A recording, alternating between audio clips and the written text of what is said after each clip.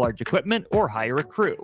You can do it yourself with rentals and everything from aerators and power rakes for spring yard work to stump grinders, concrete mixers, tile saws, and more. Check out their inventory in Lincoln, north of Cornhusker Highway on 56th Street, or online at sunbeltrentals.com.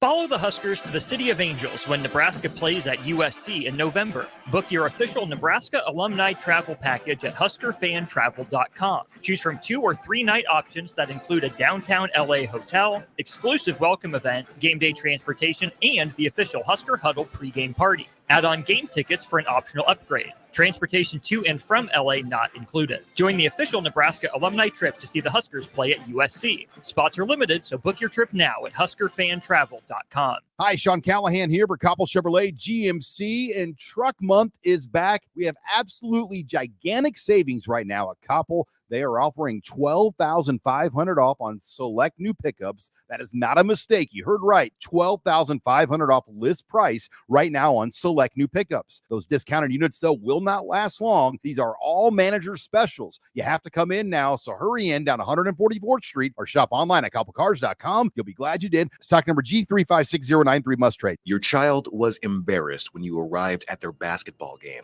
75% of parents or guardians report current alcohol use. Drinking alcohol can cause harm to children and loved ones. By drinking less, your child will be excited to see you at their basketball game. If you or a loved one is looking for help, find a treatment facility near you at findtreatment.gov. For immediate support, call, text, or chat 988. Brought to you by Nebraska DHHS in partnership with SAMHSA. Rain, snow, or shine, John Henry's is here to keep your home's plumbing systems working properly no matter what kind of weather Nebraska throws at us. From unclogging toilets and drains to installing new water heaters and water treatment systems, John Henry's is your plumbing expert in the Lincoln and Omaha communities. Visit us at calljh.com or call John Henry's. 435-5555. John Henry's Plumbing, Heating and Air, and Electrical. For 15 years, Farrell's Extreme Body Shaping has been helping Lincoln become healthier, happier, and more fit through our proven combination of kickboxing, strength training, and nutrition coaching. And to celebrate 15 years of success, we're offering you 50% off our next 10-week challenge beginning September 14th. That's 10 weeks of fun group fitness classes and individualized coaching for half off. And at the end of the 10 weeks, someone's walking away with $1,000 for the best transformation. Come check it out. What do you have to lose? Click on the banner at theticketfm.com to learn more. Farrell's Extreme Body Shaping at 40th and Yankee Hill or 70th and Vine. And check us out online at fxblincoln.com. It's the greatest time of the year again. Kickoff is here and football is officially back. Over 1 million fans across 33 states got in the game last year by making picks on Underdog, and this year you can too. Making picks on Underdog is straightforward and signing up is even easier. Just head over to Underdog's simple-to-use mobile app or UnderdogFantasy.com and sign up with promo code EARLY, and Underdog will give you a free pick to use on your first cash pick'em entry, plus up to $1,000 in bonus cash when you deposit. That's Underdog Fantasy, promo code EARLY to claim your new customer special of a free pick and your deposit offer. Must be 19 plus in Nebraska and present in a state where Underdog Fantasy operates. Terms apply. Concerned with your play? Call 1-800-GAMBLER or visit www.ncpgambling.org.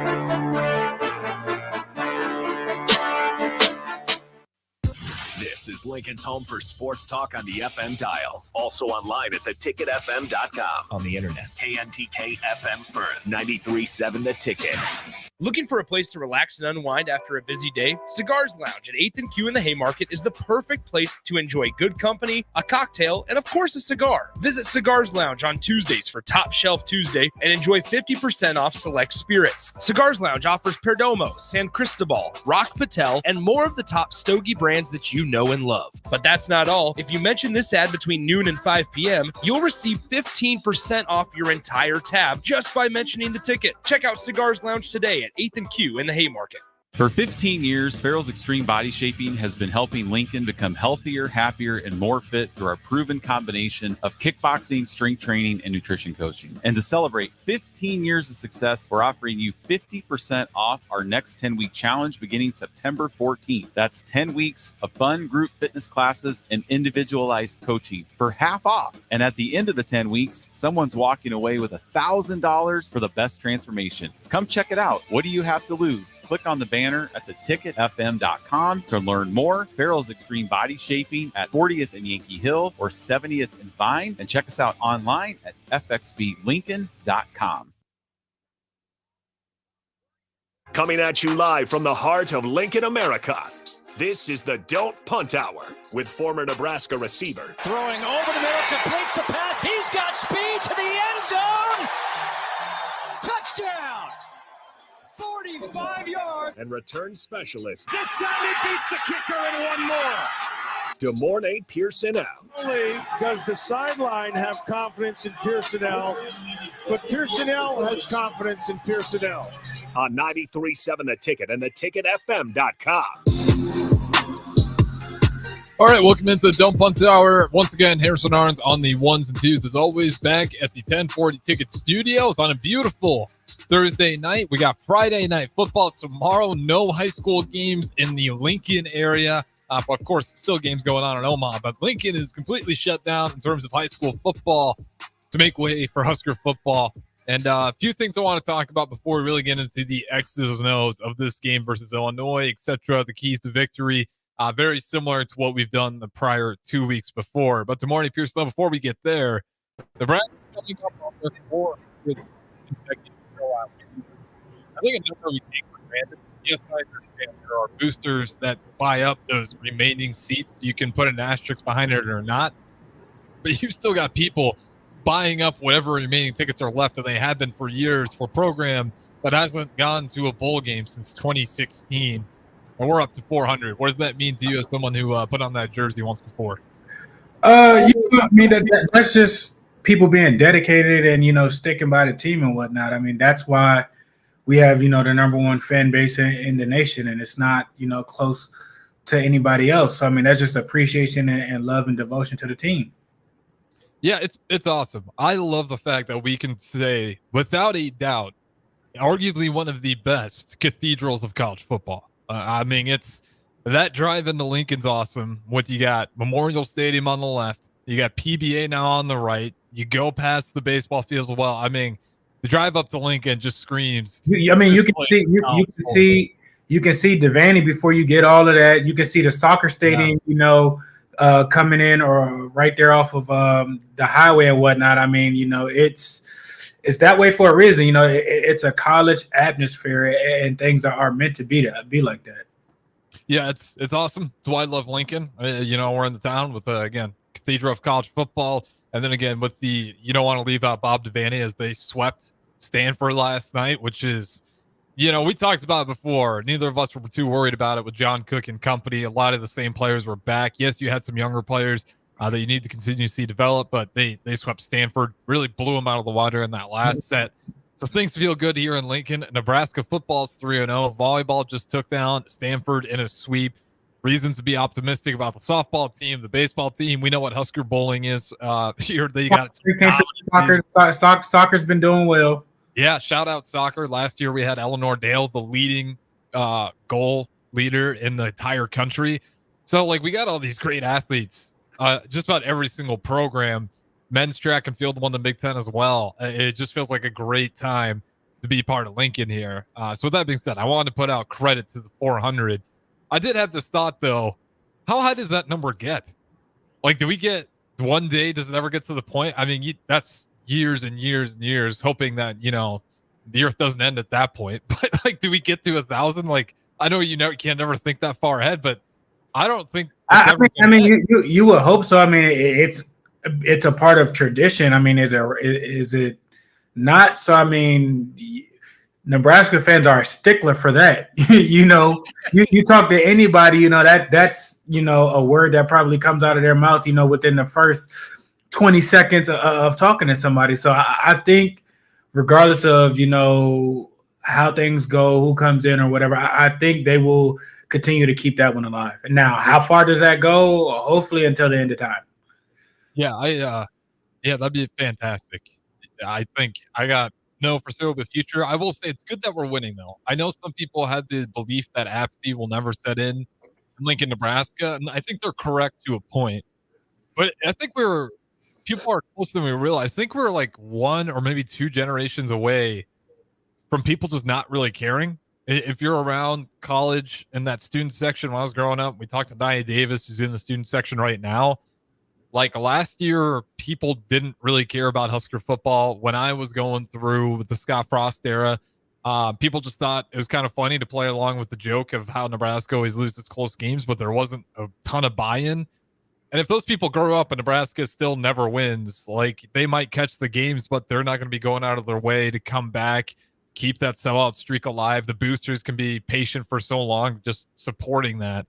So it is a good thing that we're winning and that we're 3-0, because I do think it will never fully set place that the fan base becomes apathetic, but it can get to a point to where selling those Husker football games, getting those sellouts would just continuously put pressure on the boosters where they might just say it's not worth it anymore. Yeah. Like, we get 60, 70,000 people in, 20,000 empty. We haven't gone bowling. Say we don't go bowling and it takes us to get to 2030. Like, yeah, there's a real chance that thing's just dead in the water and we just give up on it. So it is a good thing we're 3-0. Looking at Illinois, they're 3-0, sitting in the AP poll at 24. What are your thoughts on Brett Bielema on this team right now? They went 2 seasons ago, they won 8 games. Last season, big disappointment, they win 5. But this season, they started off strong. They climbed themselves in the third week, getting the AP top 25. Where are you at with Illinois? And how good is this team and how serious of a threat are they? Nebraska as the first loss. This team is a physical team. That they can be a problem if you're shooting yourself in the foot. They can be a problem if you're not handling business. They're a tough-minded team. He's going to have them prepared. He's going to have them in the right position. They're playing well. They got a good quarterback in there. That's he's playing solid. A lot of touchdowns, no turnovers. That's a great stat. So I mean they're a serious threat. That's one that you can't overlook things. This is a game to where you have to do everything right and impose your will to your opponent to get to be able to walk out of that. So they're a legit team. They've been playing well. Their coaching staffs on both sides of the ball have done their parts. Defenses have created a lot of turnovers. Offense have put up a lot of points. So you have to proceed with caution with them. Yep, one of the few games this week where you're going to have 2 ranked opponents playing each other. The only game, Friday night. All eyes. It's been a while since we've had this. I mean, this is going on week 3 of all eyes on Nebraska. The UNI game was the first game where some of the eyes were finally off, but there's definitely curiosity early on with what this team was going to look like. And then Colorado, the narratives write themselves. UNI, there's a ton of buy-in from Nebraska. And now we got another night game, Friday night game. The Husker crowd's electric. Again, I said it because I think it's important that there's no high school football going around. Schools are going to be, making sure people are able to get to that game. All eyes are going to be on Nebraska again, not only in Lincoln. The fan base is going to be out because they're going to have time on their hands, and national television is going to be completely on you. How do you feel about those Friday night games, and does it feel different as an athlete? I'm not a huge fan of them. It's after you leave high school, you want to get to playing on Saturdays. And after you play on Saturdays, you want to get to playing on Sundays. And then, once you get to that date, then, it comes with the NFL schedule with Monday or Thursday or whichever it may be. But, Fridays, that was high school. I mean, it's fine and dandy. For college football, it wraps everything up. It messes up, what things have kind of been your normal. They've had a normal schedule, for these first 3 weeks. Come in on Sunday, probably stretch out, might do a light lift or, treatment and everything like that. Watch film or whatever, Monday coming in, watch film, light stuff or something like that. Like you get in your rhythm. With this Friday game, you speed everything up. So now, Sunday will probably be like your typical Tuesday, and a Monday would be, your typical either an advanced Tuesday or a Wednesday. So you speed in everything up, and you don't have as much time to lick your wounds, let your body heal, get your body right for the week. It's a day less, and that could be the difference. At the wrong time with things. So I'm not a huge fan of Friday nights, but it is what it is. It's certain things that you can't do. You got to power through, adversity. Yep, definitely. We don't make the rules on it. Unfortunately, we don't get to decide if we don't have to play Friday night games, but I'm not a big fan of them either. Obviously, the easy answer is if you win enough, if you're Ohio State, you're not going to be able to catch them on a Friday night for obvious reasons. They win. And if you're Nebraska, you want to keep winning so you can avoid these Friday night games. I'm not a big fan of it. It is going to be fun that the fact that's another night game. It's an opportunity to have a night game. So the fan experience, awesome. But definitely, if you're a big fan of that high school football element, does kind of take a day away from you. And if you're in college at the University of Nebraska, if you got Friday night classes, you probably don't got to be worrying about those. I'm sure those, I haven't looked at it, but they typically close those things down so students can get out there and support the team as well. Yeah, I think when it comes to those Friday night games, I'm not a big fan of it, but we've seen how this goes with football in the NFL too. I think the only days the NFL doesn't play anymore is Wednesday.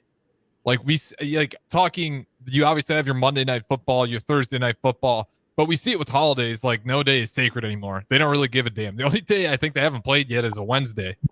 Honestly, even with those holidays, I think that falls into you expect to play those games. You want to play, on Thanksgiving. You want to play on Christmas. It sucks kind of not being around your family, but I don't think I've ever heard, anybody oh, well, we hate playing around that time. I feel like that's an exciting thing. Doesn't make things, for things being a little messed up, but families coming together, watching the games. So I don't even think it's a huge thing or a huge problem with, playing on those specific holidays. It's kind of, you expect that, or you expect, a good matchup typically, on those Thanksgiving, on those Christmas games. It's not going to be a dud game. It's going to be a very, very interesting game or interesting matchup. So even with those, I don't mind those. Yeah, there's some I don't mind. Thanksgiving's a staple. You got to have that. That's at some point you're going to turn on the Detroit Lions and, maybe they start winning here. They surprised us last Thanksgiving. Maybe they break that streak and now you see the Lions win every Thanksgiving Day. But there's some things I feel like they push it, like Christmas. Now they're playing on Christmas Day. It's man, can the NBA have something? That was their one day that they were NBA on Christmas Day and the NFL said. And basketball early on at that point is not even good anyway, so it don't even matter. I'd rather watch football. Right or wrong? Yeah, you're right. Okay. I like my NBA on Christmas Day, so I would disagree. If you put it on a Twitter poll, everybody's in the West. It's boring. If it ain't 2 or 3 teams in the East, by halftime in the basketball game, I didn't turn the game off. Honestly, I won't even watch it. That's just me personally. That's fair. I have a lot of fond memories of Christmas Day Lakers, watching Kobe Bryant dominate. That was a big part of it, and obviously, it's a whole nother conversation. But the viewership of the NBA is its own problem. And if you're the NFL, why play nice? It's we can dominate you in the numbers any day we want. We're not going to do you any favors here. So they took over that one. Outside of the other holiday games, I really don't mind it. And the NFL, it's pro league. You're not worrying about these kids got class. They got to go back to school on a flight the next day. No, they're just playing football. So I don't got too much gripe with it. College is a little bit different because you are moving classes around. You're letting kids out of school early. I'm pretty sure kids wasn't mad at around campus though. An extra day to get wild. You don't really got to pay attention to things probably or whatnot. So it all depends. And it's early in the season. I could understand if it was 2.5 months in, or they you might not even have assignment 4 are done already, or due. So they might push assignment 4 to the next week just because of the certain situations like this. Yeah.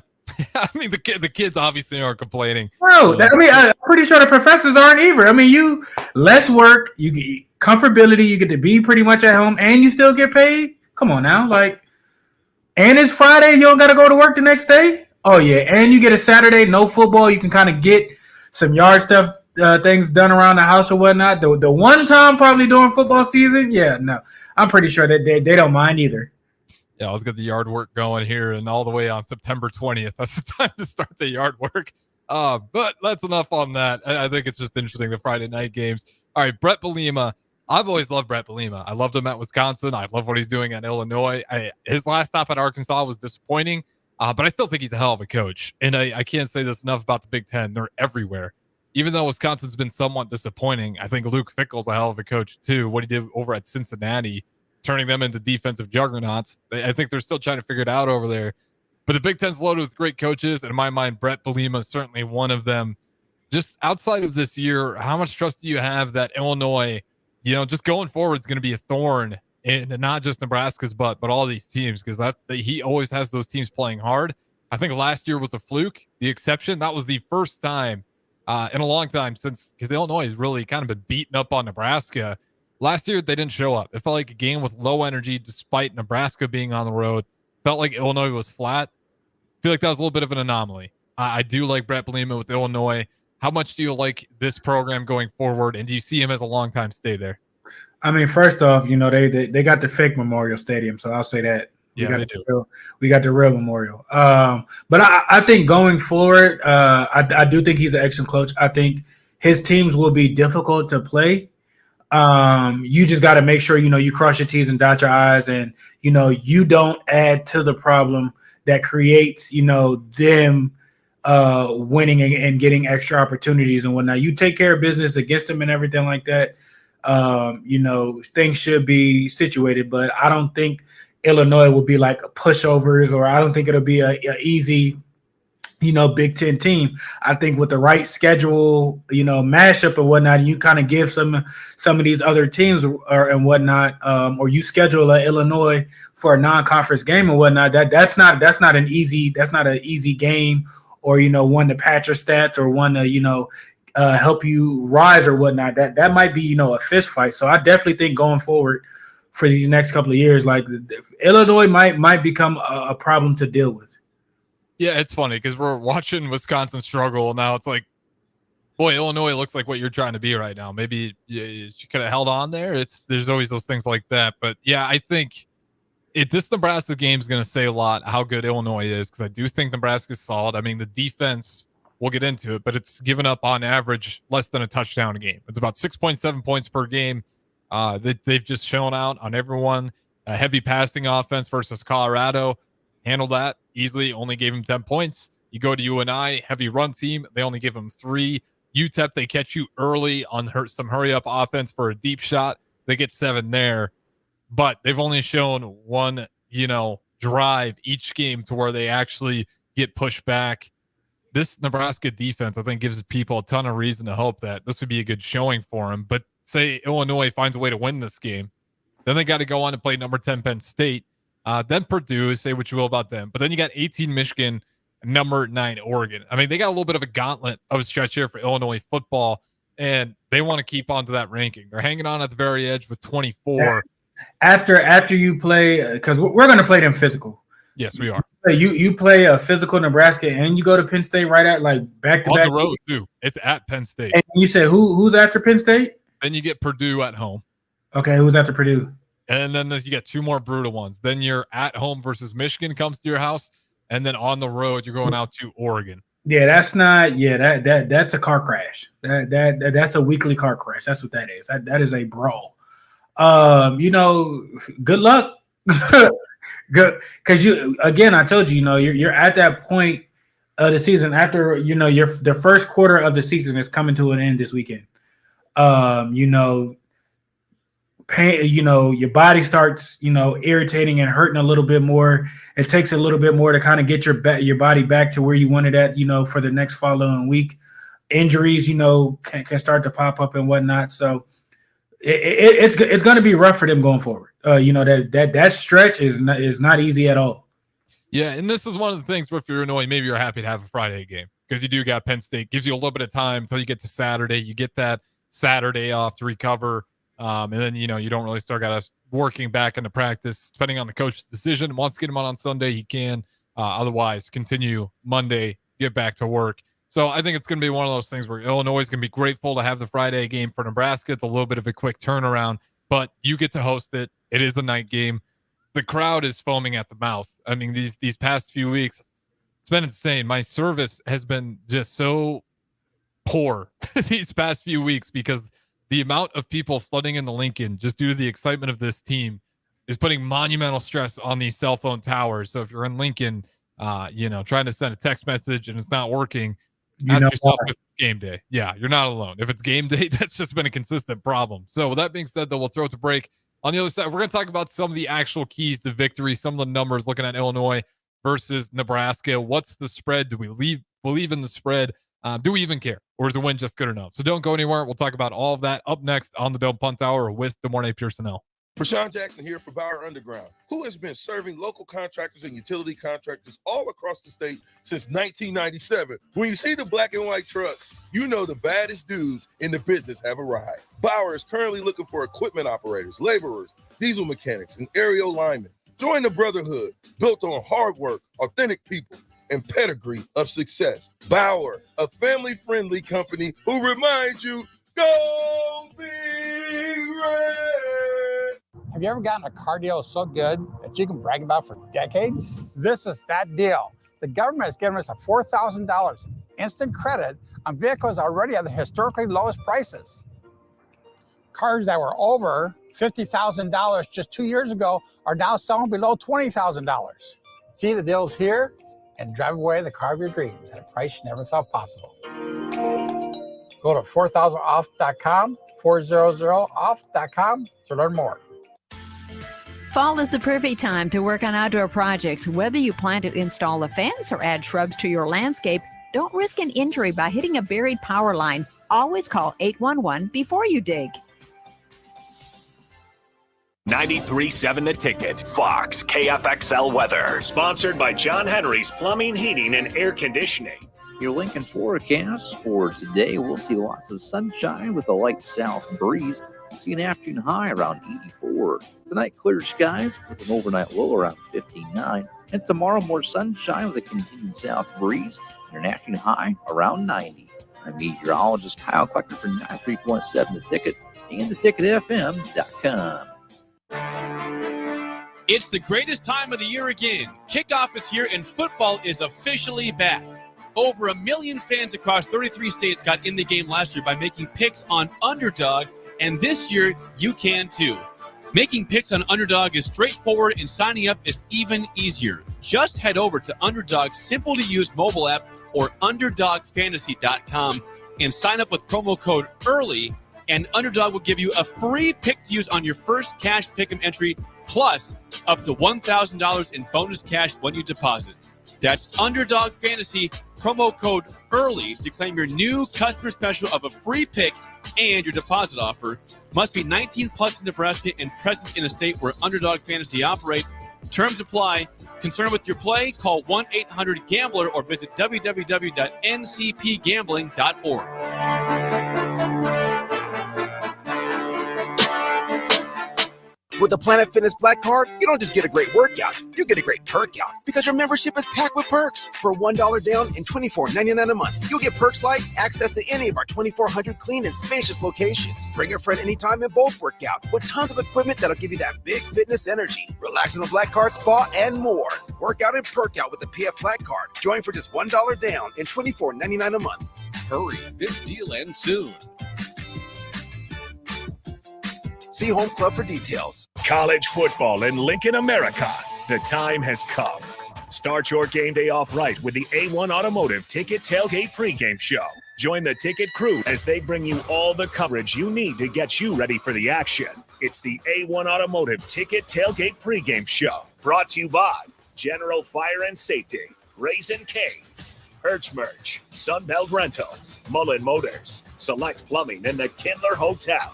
On 93.7 The Ticket and theticketfm.com. McKinney's Irish Pub in the Haymarket is your place for English Premier League soccer. On Saturday, Arsenal tied Brighton 1-1, followed by Leicester City falling to Aston Villa 2-1. On the final game of Saturday action, Man City defeated West Ham 3-1. On Sunday, Chelsea tied Crystal Palace 1-1, and then Liverpool cruised by Man United 3-0. The top two teams in the EPL standings are Manchester City and Liverpool, both at 3-0. You can catch all these matches and more to McKinney's Irish Pub, your headquarters in Lincoln for English Premier League soccer at 8th and P. In every office, there's two types of people. There are those who bring in bagels and those who eat the bagels that someone else brought in. Everybody likes the first person. Be that first person. Weekday mornings at 7:30, you have a chance to win a business box of bagels from Bagels & Joe. All you have to do is shut up, Sipple. 2 questions for you, 2 for Sip. Win, and the bagels are yours. Lose, well, you don't want to lose. You lost Monday, you lost Wednesday, you're a loser. Shut up, Sipple. Weekday mornings at 7:30, brought to you by Bagels & Joe. Explain to me again why we're sleeping on the ground. Because we're thramping, thrift camping. It's saving us money and getting us closer to nature. But we don't need to thramp. I just combined our home and auto insurance with our State Farm agent, so we have a rate that fits our budget. All right. Do you think our agent can bring us an air mattress? Call your local State Farm agent, Vinny Krekak, at 402-474-1173. Individual premiums and budgets will vary by customer. All applicants subject to State Farm underwriting requirements.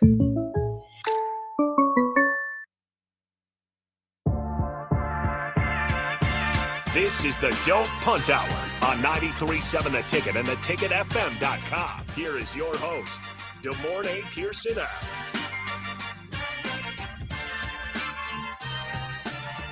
All right, welcome back into the Don't Punt Hour. Harrison Arns on the ones and twos. As always, we got the former Husker, DeMornay Pierson-El, special teams threat, wide receiver. Like I said, if you guys want to join in, use the starter him and text line, use the streams. All right, let's talk about the keys to victory. Nebraska versus Illinois. Nebraska roughly around 8.5-point favorites in this game. It's been odd as we're getting closer to this game. Vegas is favoring Nebraska more and more. Good morning, Pierson. I want to hear your thoughts. Not that if you really care if we cover the spread or not, but why do you think the national audience continues to gravitate towards Nebraska looking at this one? And you got to unmute yourself there real quick. Sorry. It's a big game. You know, early on, you got both teams are ranked or whatnot. You know, this could be a setup for you know, this could be a resume builder. You know, for later on, if you looking at a team for, you know, first off playoffs, if either gets to that situation or whatnot, or, you know, bowl game wise, strength of schedule stuff. Both teams are undefeated. Both teams are good. Like, you know, this is you know, a layup early in the season, this early, and it's not, you know, a SEC matchup or anything like that. Like the Big Ten has a good product holistically with a lot of teams in here this year. So I mean, I think that, and you got young phenom on one side, year 2 with Rule and the things that come with that, and where he's been and what he's been at, and then you got, you know, year 3 of a guy at Illinois and doing what he's done. And, you know, 2 years ago, they had a really, really good team, you know, a lot of products that NFL draft products that came from there. So, I mean, it's interesting on both sides because both sides has had success with things. Yeah. And again, that kind of goes back to my Brett Bielema point that I think you got to be patient with him if you're fighting a Illini fan, because 2 years ago, he got guys to the league last year. I know they won 5 games, still got guys, and we're talking like second-round picks. So Brett Bielema, he's going to be able to get recruits because he can get them into the NFL. So that's why I think, like, I don't want to overlook this team. I enjoy the fact that you're looking at guys like Joel Klatt speak really high on Nebraska, not really favoring Illinois at all. He takes Nebraska plus the spread and then some. Just really going up to town on the AP poll as well, calling it garbage. And I couldn't help but agree with them. We talked about Boston College yesterday. I think they should be an AP top 25 team because they pushed Missouri to the brink. Only lost by 6 points, but somehow gets them kicked out. They get really, you know, disavowed for pushing a top 10 opponent to the absolute brink. In Illinois, I understand they're 3-0, but I'm looking at the caliber of competition. Let's talk about the keys to the game for Illinois side, because again, the spread is 8.5. More and more people are looking at Nebraska to win this game and cover the spread. What's the keys to victory then for Illinois? Not only if they want to win this game, but don't let Nebraska get the spread. I would say they have to stay on track and do what they been doing. The quarterback, to take control of the game and pick things apart. I think they do that.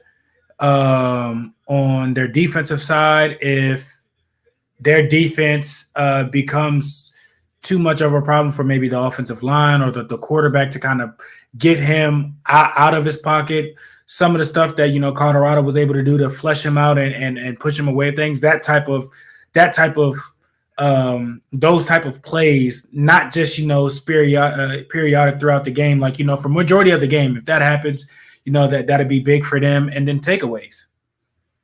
Yeah, I think those are pretty obvious and all very valid. I think I said it yesterday, 13 pressures off of 84 dropbacks for Dylan Raiola so far. If you're Illinois, let's see what this kid looks like if we actually get some pressure in his face. Dylan Raiola's big thanks to that defense, and it might show up again where it doesn't really matter. But he has had some balls where he's either just missed his target or even Banks or Nayor haven't gotten the separation you might have expected so far. So we'll see what happens, if Illinois can successfully get pressure and if this offensive line starts to really show some cracks. We still don't know about Micah Mazuka. He's, we're going to have Letofsky step in, start. Might see Mazuka out there, but probably not. The way it's leaning, it's a Friday night game as well. Quick turnaround. Yeah, you're nodding or not nodding. You're shaking your head. I agree with you. No, Probably he's not playing. All right. Okay. So we agree there. So again, to me, it's a big part of this offensive line. And obviously, if you're Illinois, continue to win the turnover battle. Nebraska is sitting +3 right now. If you're Illinois, again, if you're able to get pressure, their coverage has been the best part about that defense, being able to confuse the quarterback. This is going to be a big test for Dylan Raiola as a true freshman quarterback stepping in here. Are they able to disguise their defense enough or get him looking at a bunch of eye candy stunts, from that defensive front? Can they get pressure consistently on Dylan Raiola just to see what he looks like when he's uncomfortable? Because we haven't seen that yet. He might just be fine scrambling, extending time in the pocket, allowing guys like Banks and Nayor to get open, but he hasn't had to. So I think that's the key to Illinois is make Dylan Raiola not just be average, make Dylan be great. And I think right now you could say Dylan Raiola has certainly been above expectation. He just had to be good to get this team to go bowling. Right now he's playing great. Again, 3 easier opponents, but you play great. You might get 8 or 9 wins at the end of the season. You play average or good. Illinois, if they're able to get pressure, there's a good chance they can win this game. All right, keys to victory for Nebraska now. And then on the final segment, we'll give our actual picks. But we're looking at Nebraska. How do they tackle this game and win it? Are you talking about holistically or just offensive side or defensive side? Offensive side, defensive side, and if you got special teams, throw them in. I think offensively, weather the storm. I feel like some type of adversity, was coming. This is a better defense that you're going to be facing, probably the best defense so far. So I think Dylan understanding it might not be exactly what I wanted or not or anything like that, but still finding ways to continue to progress. Offensively wise, I think the intermediate and short game, it will continue to help open up the run game. Illinois is a tough defense. They give up a lot of run yards and everything like that, but you can do a lot of different things to kind of try and stop that. But if you got, your short game going on and moving the ball and whatnot, they're going to have to kind of pick what they want to do. So I think, us being on that aspect of having that going on, hitting also while hitting your explosive plays and whatnot. Of course, you're going to get your shots. You got to make your shots count because this defense doesn't give up points. And then the last point, when the offense does have the ball, we need to score touchdowns. I understand field goals are fine and whatnot. I understand this defense, they give up a lot of rushing yards and whatnot, but they don't give up a lot of points. So when we have the ball, we got to put the ball in the end zone. And I think that's what the offensive side needs to do to continue to progress things late in the game. If the short intermediate passes and everything like that are hidden, the run game, might come back and might start popping off how it did, late versus UNI and everything like that. So I think those 3 things from the offensive side, as long as, with easily other than, protection, obviously that. Yeah. But I'm just talking like those are the big 3 things that I feel like are going to be, huge this week. Yeah, I think, if I'm going to pick the three things, if you're Nebraska, offensive side of the ball, and I'll throw in special teams at the very end there, run the ball. You got to continue to be dominant there. Like, if that's a true weakness of Illinois, expose it early on, because that's what they're working on right now. Is we got to shore that up, because they're looking at Dante Dowdell, they're looking at Emmett Johnson, and they're looking at how Nebraska's been able to bully 3 opponents in a row so far by running the ball. And they're going to be expecting it come Nebraska. What does those adjustments look like from Illinois? And if they make the adjustments heading into this game and they're still not able to stop it, you've already kind of got a good match going on from the coaching side. If Nebraska can really force what they want to do and just really confuse Illinois with a lot of play actions, get Dylan Raiola involved, open up that passing game so those great secondaries can't go make those great plays, put spies out there. So I think you continue to run the ball well, you're going to kind of put Illinois in a little bit of spiral already, because I'm sure that's what they're working on. And it's a big point of emphasis for them. Turnovers, it's pretty obvious there. And then what are the wideouts? I'm waiting for Nayor Banks to have one of those big games where they're just burning people on the outside. We haven't really seen that yet. Honestly, has it really been needed? That's the part. Like, I don't know if it's like, give me your thoughts on it. I think they're very capable, and I think it's there. That first game, that first touch, Raiola's first shot should have been a touchdown. Yeah.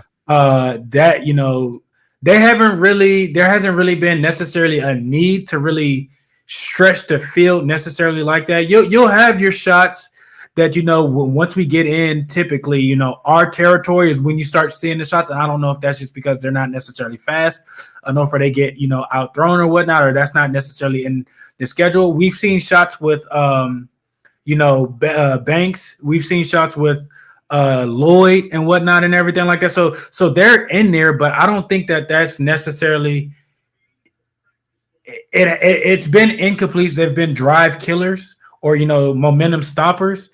So we've kind of backed off of it and kind of got back to bread and butter and just, running the ball and establishing things. So, I mean, it's not a huge concern, because I think, once the opportunities did present themselves, for the most part, they have been consistent. So with us being able to run the ball, I think more so you would, Illinois plays a shell. They play too high, let guys read it out and everything like that. So with them I think they're going to shift to try and stop the run. That's why I said the intermediate game will probably keep them on their heels, to where if you want to stop it, like, okay, then we'll crease you with running. And if you want to stop the run, we'll crease you, in the seams or, the 10 yards out or down the field. So it's not as much concerning because they have been consistent with hitting it. I don't think it's necessarily been needed early on. Maybe, if it was a shootout with Colorado, maybe, it would have got into that. But for the most part, the offense has been, sustaining drives. They've been in rhythm. So I don't think you necessarily got to do more than what you would have to do to win the game. Secondly, if that builds the confidence of your offensive line and gets them more better and whatnot, you rather that than, hey, this game, we don't necessarily need y'all. And it's been some times, I've been in rooms to where it's like, hey, this is going to be a running type style of game. Like, so we might not get too many shots, but, when they do come, we got to make the best. Or it might be the opposite. Like, hey, they're going to focus on stopping their run. So now we're getting man-to-man outside. So, hey, it's going to be a field day for us. We might get 2 shots a quarter or 3 shots a quarter. So, hey, our guys, you got to go out and make a play because it's going to be called. So it might be that type of situation to where this week it might be in the game plan, because it's like, all right, now, that's been an issue that they need to address. So let's attack them here. Yeah, and, it's if you're Matt Rule and Satterfield, you're right that if you're leading significantly at half, which we have been, we're going to be screaming from the couch or the stands if Satterfield's like, you know what, let's take a bunch of shots here. And, if they're unsuccessful, hand the ball right back to the opponent. Yes. When we have the lead, when we can milk clock, why take shots? And that's been a big part of all these second halves, which is a great problem to have. Why I say it might be a key to victory, though, is I do think, again, Illinois, I think they're going to be very focused on stopping that defensive run. I know UNI, that was their bread and butter, trying to stop Nebraska there. That was one of their strengths, was that defensive front. They were unsuccessful.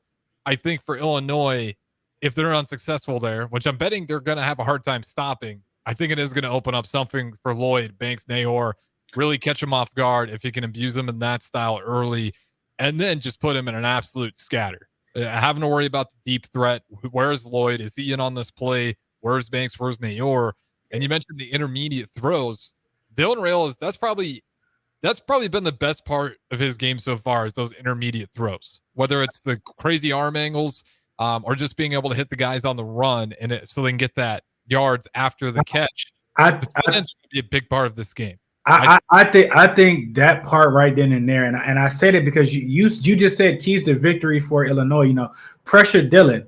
Well, y'all got to bring somebody. Somebody has to come off the edge. All right, if you watch TV, you hear it. On the Manning cast, you hear it. Some of these announcers, if the blitz is coming from one side, what's the best way to be it? Throw it into the blitz. So that's where those intermediate routes are going to come, because, okay, if you want to send and get after him or send or extra people to stop the run or whatnot, all right, well, all we're going to do is wherever it's coming from, hey, look, run a 10-yard stop here, run an 8-yard stop here.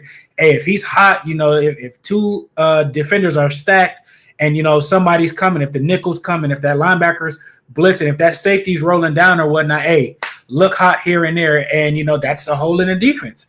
So I think necessarily those type of plays, that's I said, the intermediate routes will be big this game, because I don't think Illinois is just going to sit back and let Dylan be comfortable. I think they're going to try and turn things up. They're going to try and test the offensive line a little bit more.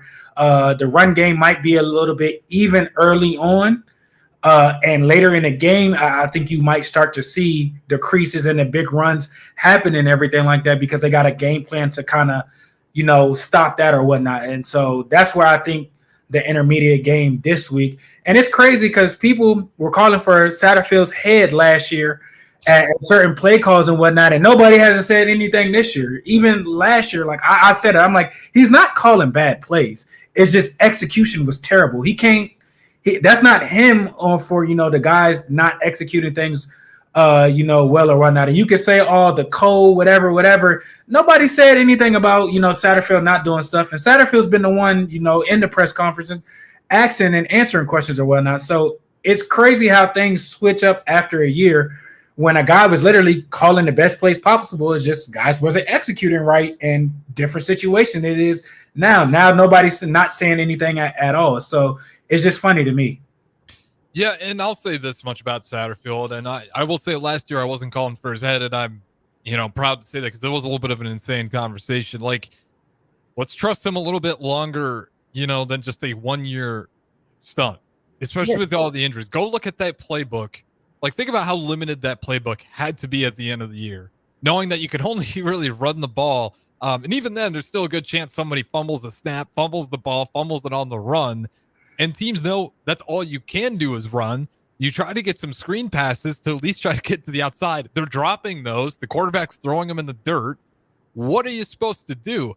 And then if you want to turn around and say, get rid of him, yeah, let's tell Matt Rule that a guy he's had on his staff before to take a terrible Baylor team to get them completely flip their record in the next season. Let's tell him to get rid of one of the OCs that helped him do that. Like, it just made zero sense. Give it time, and I think we're actually seeing that now. How big is Fedoni, Borkature? I'll even throw the slots in there. Jamari Bonner. Like, I think that's going to be a big advantage to Nebraska. Again, we're going back to the intermediate throws, but their ability to run the ball, and then also for those guys, I mean, Fedoni's just a freak athlete. He's gotten a lot better at blocking, and like you said, you catch him running upfield. I think this has a chance to be a monster game for the tight end room and those slot receivers. Most definitely. I think, like I said, again, because that's where the blitzes are going to be coming from. Like I don't think Illinois will sit back and just kind of, play zone or whatnot. The country has seen Dylan pick people apart like that. So what's the one thing that maybe other people necessarily haven't done as much is blitz. So I mean, that's what's going to happen. It's coming.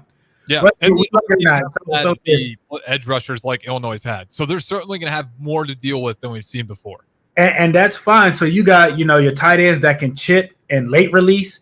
So meaning, if these linebackers' eyes aren't disciplined enough and, they get caught up in this, and next thing you know, the tight end or slot ends right behind you, that could be, game changer. Or, they pop to the flat, or, they run a 10-yard out or something like that. So I think those players, this is going to be a big game early on, just establishing and getting the rhythm of the offense for those type of players. And then, like I said, your shot players will come. Yeah. All right. 3 keys to defense. And then I keep forgetting about my special teams key, but I think it's going to come big. But give me your defense thoughts real quick. What does Nebraska's defense need to do? They need to tackle. They have a nice running back as well. They're physical offense. They need the defense as a whole needs to tackle. Whether the receivers get it in space, whether the receivers get it, up the sideline, tight end, whatever. Tackle. Kind of game planning of Colorado, just not as good as athletes. I think another big showing from Tommy is needed. Being a shutdown, lockdown corner, you cut off one half of the field. That makes, I feel like, everybody else's job easier. The D-line has to hit home. They got to hit home with 3. They got to hit home with 4. They got to be disruptive. Yeah, I agree with you, especially the tackling. If you were to pick out the worst element of Nebraska's defense versus UNI, it was yards after contact that UNI was able to get. I mean, it was happening a lot. And in Nebraska's defense, they even talked about it. They mentioned it in the postgame, so at least they're aware of it. I do expect that to be better, but you got to wrap up, especially against Illinois. UNI had some great backs, but I think Illinois is going to be better. If you don't wrap up, they're going to run you over. You're going to look like a fool, and then you're going to be relying on your safety to come over downhill and cover for you and make an open field tackle. And Illinois got some playmakers where they can break you off. Second one, get pressure. They give up 6 sacks versus Central Michigan, which is crazy, right? So, we're seeing another team that might struggle to defend their quarterback a little bit. And you give credit for Luke Altmaier, despite getting hit that many times, not turning the ball over. But I like to think our defensive front's better than Central Michigan. So if you can certainly get pressure on them again, I think that's going to be a big part. Get them rattled. I think you're going to see this a lot from Luke, just trying to get the call on his head, apply some pressure on it. And then the final thing, I got for the defense with those safeties in those corners in particular, stay disciplined. Luke Altmaier isn't a terrible quarterback. Like, he can throw a deep ball, and if you just expect run, they will catch you off guard and play action if you play undisciplined football. So I think the corners, it's not going to be it's not going to be an air raid. No. But when that moment comes, make a play. Like, do what Tommy Hill did. Tommy Hill knew was coming the entire way. I mean, he read that thing like a book. That's all that Colorado wanted to do. Illinois is going to be a little more deceptive with it. UNI was one-dimensional. Colorado was one-dimensional. This is a two-dimensional team with a quarterback who's more in love with the intermediate short throws, but he has proven that he can take some deep shots if you're not paying attention. Final one I got, Alvano. I think it's going to be a big game for him. There's a chance for a little bit of rain tomorrow night if that ball gets wet. Where those red zone situations get a little bit tougher to get 6. I'm still not sure where Alvano's confidence level's at. He looked great against UNI. He's looking better. With Alvano, anything under 30 yards, I'm cool with. If it gets 30, 35 yards, I'm nervous. 30 and in, I'm comfortable with that, and I think that would be consistent with what they know. Not to say that he can't hit it or anything like that, but that's like shooting from half court versus shooting a floater. That's the difference, I think, what it is at that 30-yard mark. If 30 and in, I'm fine. I'm comfortable. Anything beyond 30, I'm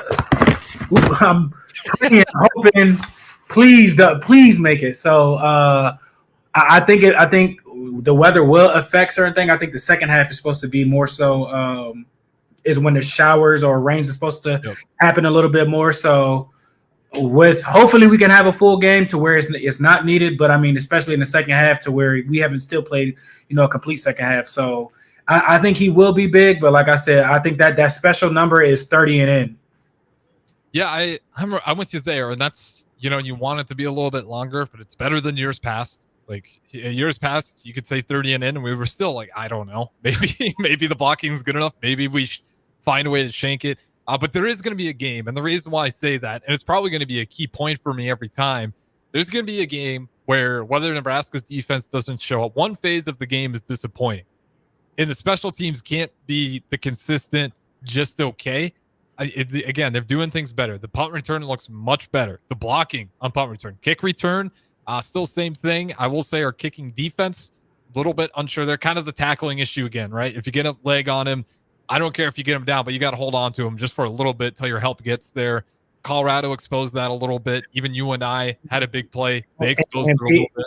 And people will be scheming for that. So that's one of the scary things. If you have a big play on special teams that kind of switches the momentum, and I think the kickoff team makes me nervous every time. I'm telling you, like it's so that's the only thing that I'm just like just pray and hope nothing too crazy goes on there.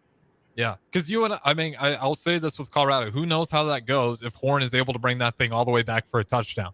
That is a huge momentum swing. Special teams plays suck the air out of a stadium or breathe the life into it. And versus Colorado, it could have took everybody just like, here we go again. Here comes Colorado. I've been a part of it many a time. So I understand it. It's one of them things where if it happens, you're on the opposing team. It's like, it happened in Oregon when Oregon came in 16. We were down 21-0, took a return back in the halftime. We got back into it. So it can definitely be, a momentum shift. It can definitely, give life to one side of it. So if we minimize that and do things on that end or whatnot, or have one of our own, things can get ugly pretty quick. Yeah, and I'll give you the nightmare scenario of like what I think of, what my biggest fear is, that just because it feels like a flip of the coin every single time on special teams. That phase of the game feels like a flip of a coin, who really won it or not. It hasn't been a clear, concise winner in any of these games outside of UTEP. And even UTEP, you could say missed field goal, maybe we lost that one. But you have Savage just put in the stance. Dylan Raiola, they're actually able to get pressure. He gets flustered. He throws a pick. Okay, they run it all the way back for a touchdown. They got to kick off to Nebraska. They got their woes. They fumble it. The blocking's not good. They get another one. I mean, there's so many ways that either you got to put your defense right back out there, or your offense right back out there again after a bad play, and they don't have time to adjust. Like, it just takes that clock of whatever your defense and offense needs to do to reset, and eliminates it completely and gives the hot team the ball back right away. So those things definitely matter a lot. All right, score predictions before we get to what's brewing, chance of Brewington. 10-28 us. 10-28 us. All right, 10-27. I had 10-27 us. That's pretty much what everybody's got going on here as far as score predictions. I want to go 31, but like if it's 10 points and it's like that, like I don't think they'll be trying to score. It's just more so a 4-minute offense and get up out of there. Yeah, and we got some. I'll read these real quick here. Timmy V, 34-13. Got a big Husker win covering the spread, and then some for fun. 24-7. OG CJ, he's got another. Nebraska covering the spread once again. And unknown texter, same one as I got, 27-10. Yeah, everybody's really high on this defense, which I think is fair. They haven't shown. I mean, I can't think of the biggest weakness of this defense so far. I mean, it's really just been that good. It feels like a top 10 team. Tackling consistently? What's that? Not tackling consistently? Yeah, we can say that one. And that's not it. And that's not it. The thing about that is like they're rallying to the ball. They've created turnovers. Like that would be it. It's just, when you shoot your shot, make sure you get them or trip them up enough to where it's not anything crazy. Absolutely. All right, that's going to wrap it up for us. Hopefully on Monday, when me and the Morning Pierson-El talk again, we'll be talking about another Husker win. They will be 4-0. Who knows how high they climb up the AP poll? I'll be honest, throw the damn AP poll out of the window. At this point in the season, it just feels like hot garbage to me. It feels like nothing. It don't matter until the college playoffs actually put that out, and I think they don't do that till week 8. Yeah. Perfect way to summarize it. I'm not going to summarize it anymore. You nailed it. All right. Good morning, Pierson-El. Appreciate the time as always. We'll do it again on Monday. Chance of Brewington up next. Don't go anywhere.